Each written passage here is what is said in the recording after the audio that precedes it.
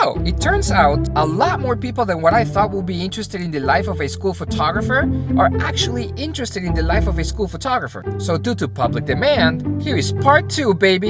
Yeah, baby! A life of a school photographer person part 2, baby. So far we have covered the famous yearbook picture day. Right now you might be thinking, but Tony, what else does a school photographer do? Bruh, we do everything. Club photos, athletic teams, proms, athletic candidates, graduations, athletic banners, actual school photography, like literally athletic individuals, of course, yearbook pictures. Did I mention we do athletic photography? Because we also do that. With that said, let me dive a little deeper into, yep, you guessed it, club photography. I didn't know how many different clubs some of these schools have. See, my school was pretty boring, so we only had the normal amount of clubs, like the Spanish Club, the National Honor Society Club, you know, the usual suspects. But some schools really go all out. As the photographer, I'll get a roster of the clubs we're about to photograph. And I'll be seeing clubs like the Spanish National Honor Society for students and creative minds and musical interests with a passion point of cooking. Like,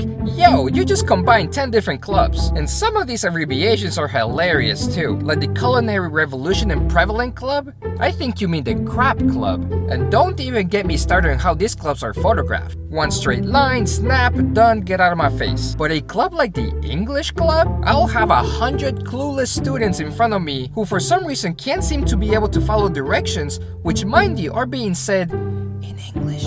And as a photographer, you have to make sure that everyone's face is seen. So now I have to window everyone, so instead of the group looking like this on the bleachers, they look like this. But how did you manage to get the attention of 100 kids, Tony? Well, I am glad you asked, beautiful viewer. Somehow, I always manage to get the photo. Though I will say, one day I did try to get everyone's attention by flashing the strobe lights, and everyone on the bleachers thought I took the photo and freaked out. I never did that again. And just like that, I get to the part of the video where I advise kids to stay in school and not do drugs.